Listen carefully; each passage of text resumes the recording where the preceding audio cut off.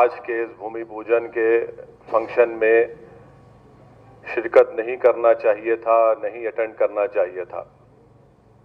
और मैं हमेशा से कहता हूं, आज भी कह रहा हूं, इसलिए कि प्रधानमंत्री, वजीर आज़म किसी एक मखसूस या ख़ास मज़हब के वो प्रधानमंत्री नहीं है। जो नरेंद्र मोदी की सरकार है उसका कोई मज़हब नहीं है। भारत, इंडिया का कोई मज़हब नहीं है। आज प्रधानमंत्री ने, नरेंद्र मोदी ने बहैसियते प्रधानमंत्री आज के भूमि पूजन में शिरकत करके उन्होंने जो ओथ लिया था उन्होंने उसका वायलेशन किया है। उन्होंने संविधान का जो बेसिक स्ट्रक्चर है सेकुलरिज्म, उसको वायलेट किया है। और तीसरी बात यह है कि प्रधानमंत्री का आज के उस फंक्शन में जाना,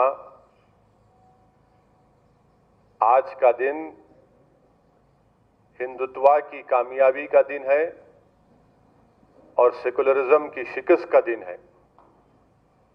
आज का दिन जो प्रधानमंत्री बहैसियते प्राइम मिनिस्टर वहां पर गए, उनके जाने की वजह से आज का दिन हिंदुत्व की कामयाबी का दिन है, सेकुलरिज्म की शिकस्त का दिन है। कर्नाटक के एक मंत्री हैं ईश्वरप्पा, उन्होंने बोला है कि अब मथुरा और काशी का नंबर है, क्या कहेंगे आप?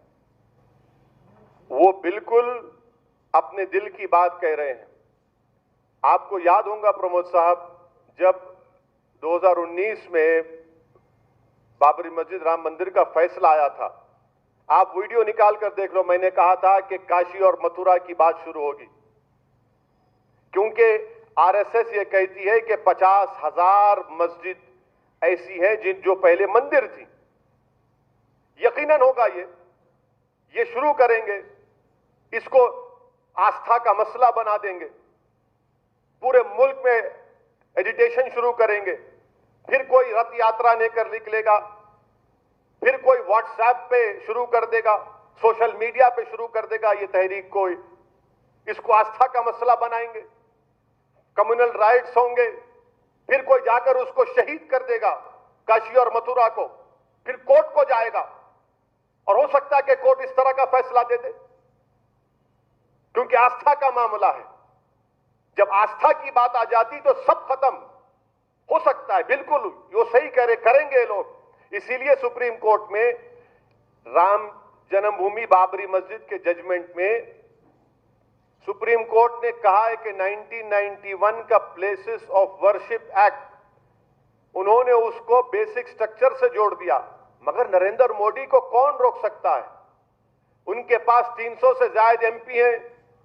ये सेकुलर पार्टीज आस्था के नाम पर टाई हो जाएंगे।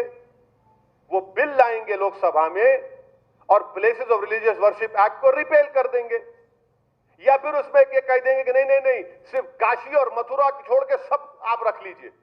ये बराबर होगा देश में आइंदा, आप देखना, क्योंकि प्राइम मिनिस्टर, उनकी पार्टी सरासर नाकाम साबित हुई रोजगार में, इकोनॉमी को रिवाइव करने में, कोविड में। तो अब उनके लिए यही मसला होगा। और कौन पीछे जाएगा? देश का गरीब पिसा जाएगा, नौजवान पिसा जाएगा, मुसलमान पिसा जाएगा। होगा ये, आप देखना मेरी बात। एक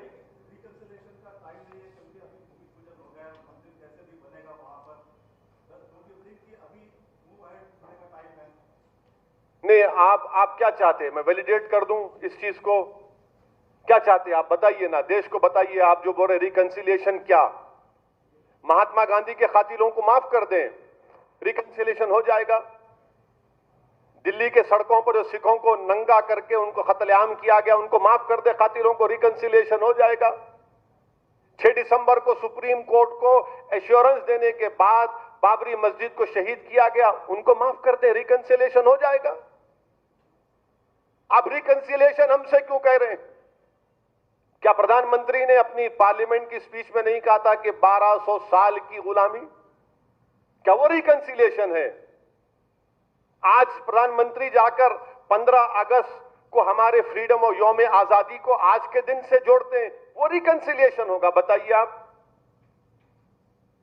450 साल जिस जगह पर मस्जिद थी आपने उसको शहीद कर दिया, जिसको सुप्रीम कोर्ट ने नेशनल शेम कहा, क्रिमिनल एक्ट कहा। माफ कर दूं मैं? आप बना लीजिए ना, आप नमाज भी पढ़ लीजिए, मेरे क्या करने का है? वो मेरे लिए मस्जिद ज़रारा है। That is his economic genius, that he believes that making a mandir will lead to economic revival, will bring back the lost GDP. It is minus now. That is the economic genius of the Prime Minister. अच्छा, ये आप लोग जो है बड़े selective है सवालात में। हर प्रेस कॉन्फ्रेंस में, हर टीवी में बोलते आपके भाई, आपके भाई। कल कांग्रेस के लीडर जो ट्वीट करे, नहीं पूछे आपके भाई? क्यों नहीं पूछे भाई आप लोग? उनके भाई बोले थे 2007 में, हम लोग होते तो मस्जिद शहीद नहीं होती। Fact of the matter is Navendra that it is the Congress party who is equally responsible for the demolition of Babri Masjid.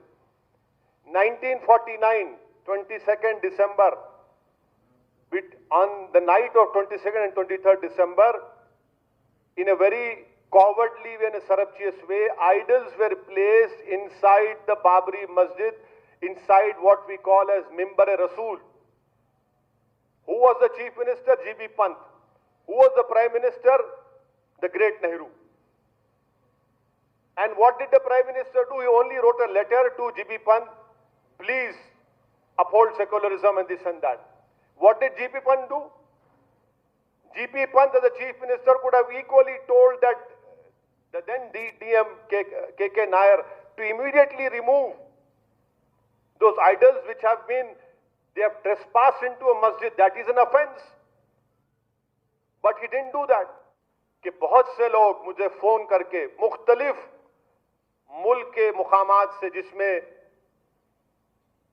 बहुत से मजहब के लोग हैं, खास तौर से दलित और मुसलमान हैं, जो आज भी इस मुल्क के सेकुलरिज्म पर यकीन रखते हैं, वो मुझको फोन करके कह रहे कि साहब हम बड़े मायूस हैं, हम बड़े अपने आप को अकेला महसूस करते हैं। मैं उन तमाम से कहना चाह रहा हूं कि आपको हरगिज मायूस होने की जरूरत नहीं है, आपको हरगिज अकेला महसूस होने की जरूरत नहीं है। ये हुकूमत है जिसके प्रधानमंत्री नरेंद्र मोदी हैं, वो सेकुलरिज्म को खत्म करके हिंदू राष्ट्र को कायम करना चाहते हैं, मगर हमको नाउम्मीद होने की जरूरत नहीं है।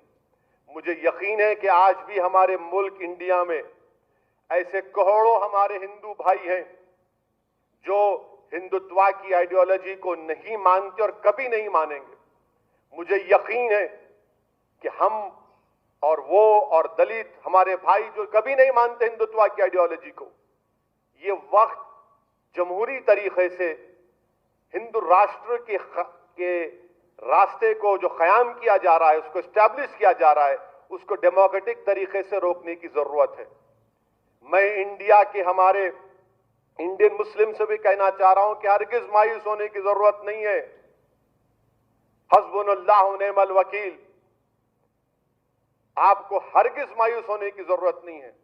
हमारा काम जिद्दोजहद करना है, हम जिद्दोजहद करते आए हैं। हमारे बुजुर्गों ने बाबरी मस्जिद को बचाने की कोशिश की हमारे सेकुलर हिंदू भाइयों के साथ, मगर तमाम सेकुलर पार्टीज ने हमको धोखा दिया।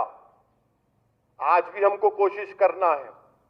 मैं आपसे यह कहना चाह रहा हूं कि इंसानियत की तारीख गवाह है कि जब कभी भी नमरूद आया, जब कभी भी फिरौन आया और जब कभी भी यजीद आया, तो अल्लाह ने हुसैन को पैदा किया, अल्लाह ने मूसा को पैदा किया, अल्लाह ने इब्राहिम को पैदा किया। हमारा काम इंसाफ के लिए लड़ना है। ये बाबरी मस्जिद की लड़ाई इंसाफ की लड़ाई है, ये कोई मुसलमानों की लड़ाई नहीं है। ये भारत के संविधान को बचाने की लड़ाई है, ये भारत इंडिया की रूह को बचाने की लड़ाई है। और ये जद्दोजहद हमको जारी रखना पड़ेगा। और ये एक्सपोज हो चुके हैं, देखिए इन्हीं सेकुलर नाम याद सेकुलर पार्टीज की वजह से आज मुसलमानों में इस तरह की एक एप्रीहेंशन, इस तरह की सोच पैदा हो रही है। मगर मैं उन तमाम भारत के, इंडिया के हमवतनों से कहना चाह रहा हूं कि हमको मायूस होने की जरूरत नहीं है। आप अपने आप को अकेला हरगिज महसूस मत करिए, बल्कि हिम्मत और हौसले के साथ हमको जद्दोजहद करना है। आज ये खत्म नहीं होगा, ये जद्दोजहद जारी रहेगी। जैसा कि मैंने कहा कि बाबरी मस्जिद है और इंशाअल्लाह ताला सुबह क़यामत तक मस्जिद रहेगी।